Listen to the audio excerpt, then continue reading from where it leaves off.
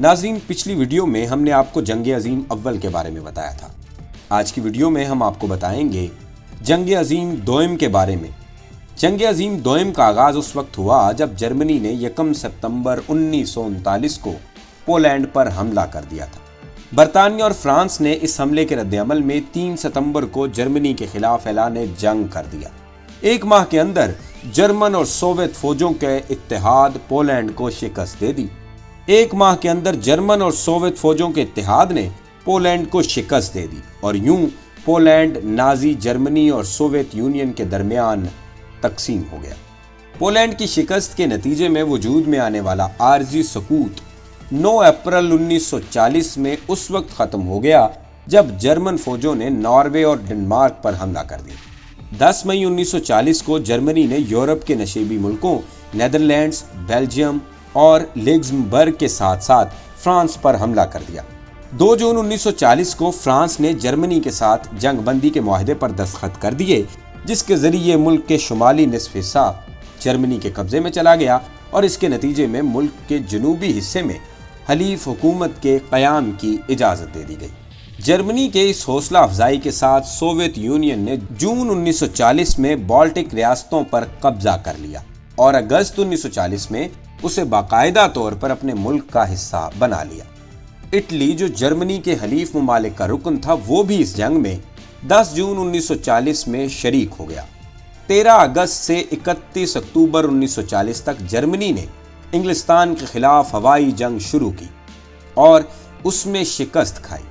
اس جنگ کو battle of the برٹن یعنی برطانیہ کی لڑائی کہا جاتا ہے۔ 6 اپریل 1941 کو یوگوسلاویہ اور یونان پر حملے کے ساتھ بلقان کی ریاستوں پر گرفت مضبوط کرنے کے بعد جرمنوں اور ان کے اتحادیوں نے 22 جون 1941 کو سوویت یونین پر چڑھائی کر دی۔ یہ جرمن سوویت یونین معاہدے کے براہ راست خلاف ورزی تھی۔ جون جولائی 1941 میں جرمنوں نے بلقان کی ریاستوں پر بھی قبضہ کر لیا۔ اس موقع پر سوویت لیڈر جوزف اسٹالن جنگ کے زمانے میں ناری جرمنی اور اس کے اتحادی ممالک کے خلاف اہم اتحادی لیڈر بن گئے۔ 1941 کے موسم گرما اور خزاں کے دوران جرمن فوجی سوویت یونین کے اندر دور تک پہنچ گئے، مگر زور پکڑتی ہوئی ریڈ آرمی کی مزاحمت نے انہیں لینن گراڈ اور ماسکو جیسے اہم شہروں پر قبضہ نہ کرنے دیا۔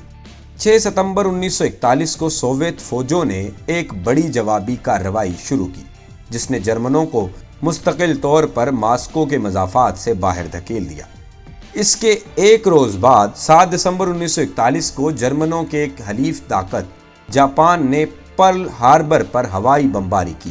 اس کے نتیجے میں امریکہ نے فوری طور پر جاپان کے خلاف اعلان جنگ کر دیا۔ فوجی تنازع کے بڑھنے کے ساتھ 11 ستمبر کو جرمنی اور اٹلی نے امریکہ کے خلاف جنگ کا اعلان کر دیا۔ مئی 1942 میں برطانوی شاہی فضائیہ نے جرمنی کے شہر کولون پر پہلی بار جرمنی کے اندر جنگ کرتے ہوئے ہزاروں بمبار جہازوں سے بمباری شروع کر دی۔ اگلے 3 سالوں تک اتحادی فضائیہ نے منظم طریقے سے صنعتی تنصیبات اور تمام شہروں پر بمباری کی اور جرمنی کے بیشتر شہری علاقوں کو 1945 تک کھنڈرات میں تبدیل کر دیا گیا۔ 1942 کے اختتام اور 1943 کے شروع میں اتحادی فوجوں نے شمالی افریقہ میں سلسلہ وار زبردست فوجی کامیابیاں حاصل کی۔ فرانسیسی مسلح افواج کی طرف سے مراکش اور الجیریا پر اتحادی افواج کے قبضے کو روکنے میں ناکامی نے جرمن حلیف فرانس پر 11 نومبر 1942 کو جرمنی کے قبضے کی راہ ہموار کر دی۔ افریقہ میں 1.5 لاکھ کے لگ بھگ نفری پر مشتمل مخالف فوجوں کے اتحاد نے مئی 1943 میں ہتھیار ڈال دیے۔ مشرقی محاذ پر 1942 کے موسم گرما کے دوران جرمنوں اور ان کے حلیفوں نے سوویت یونین پر حملوں کا دوبارہ سے آغاز کیا، جن کا مقصد وولگا دریا کے کنارے واقع شہر اسٹالن گراڈ کے ساتھ ساتھ باکو شہر اور کاکشین آئل فیلڈز پر قبضہ کرنا تھا۔ 1942 کے موسم گرما کے آخر تک دونوں محاذوں پر جرمن حملے رک گئے۔ نومبر میں سوویت فوجوں نے اسٹالن گراڈ پر جوابی حملہ کر دیا اور 2 فروری 1943 کو جرمنی کی چھٹی فوج نے سوویت کے فوجوں کے آگے ہتھیار ڈال دیے۔ جرمن فوجوں نے جولائی 1943 میں ایک اور حملہ کرسک پر کیا۔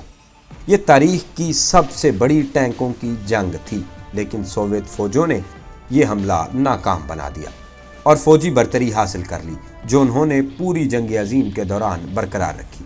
جولائی 1943 میں اتحادی فوجیں سسلی میں اتریں اور ستمبر میں اٹلی کی سرزمین کے کنارے جا پہنچی۔ جب اطالوی فاشسٹ پارٹی کے گرینڈ کونسل نے اطالوی وزیر اعظم کو اقتدار سے محروم کر دیا تو اطالوی فوج نے اقتدار سنبھال لیا اور 8 ستمبر کو ایک معاہدے کے تحت اینگلو امریکی فوجوں کے آگے ہتھیار ڈال دیے۔ اٹلی میں موجود جرمن فوجوں نے جزیرہ نما کے آدھے شمالی حصہ پر اپنا کنٹرول کر لیا اور مزاحمت جاری رکھی۔ مسولینی کو جیسے اطالوی فوجی حکام نے گرفتار کر لیا تھا، جرمن ایس کمانڈوز نے ستمبر میں آزاد کرا لیا اور شمالی اٹلی میں ایک نیم فستانی کٹھ پتلی حکومت تشکیل دی۔ جرمن فوجوں نے 2 مئی 1945 کو ہتھیار ڈال دینے تک شمالی اٹلی پر اپنی گرفت قائم رکھی۔ جون 1944 کو ایک بڑی فوجی کارروائی کے حصے کے طور پر اتحادی افواج کے 1.5 لاکھ سے زائد فوجی فرانس میں اترے۔ فرانس کو اگست کے آخر میں آزاد کرا لیا گیا۔ 11 ستمبر 1944 کو امریکی فوجیوں کے پہلے دستے جرمنی میں داخل ہوئے۔ دسمبر کے وسط میں جرمنوں نے بیلجیم اور شمالی فرانس میں ایک ناکام جوابی حملہ کیا جسے بلج کی لڑائی سے جانا جاتا ہے۔ سوویت فوجوں نے 12 جنوری 1945 میں ایک شدید حملے کا آغاز کیا جس کے دوران مغربی پولینڈ کو آزاد کرا لیا گیا اور ہنگری کو ہتھیار ڈال دینے پر مجبور کر دیا گیا۔ وسط فروری 1945 تک اتحادی فوجوں نے جرمنی کے شہر ڈریسڈن پر بمباری کر کے 35,000 کے لگ بھگ شہریوں کو ہلاک کر دیا۔ امریکی فوجیوں نے 7 مارچ 1945 کو رائن دریا پار کر لیا۔ سوویت یونین کی طرف سے 16 اپریل 1945 کو ایک حتمی حملے کے نتیجے میں سوویت فوجوں نے جرمن دارالحکومت برلن کو گھیرے میں لے لیا۔ جب سوویت فوج لڑتے ہوئے رینج چانسلری میں داخل ہوئے تو ہٹلر نے 30 اپریل 1945 کو خودکشی کر لی۔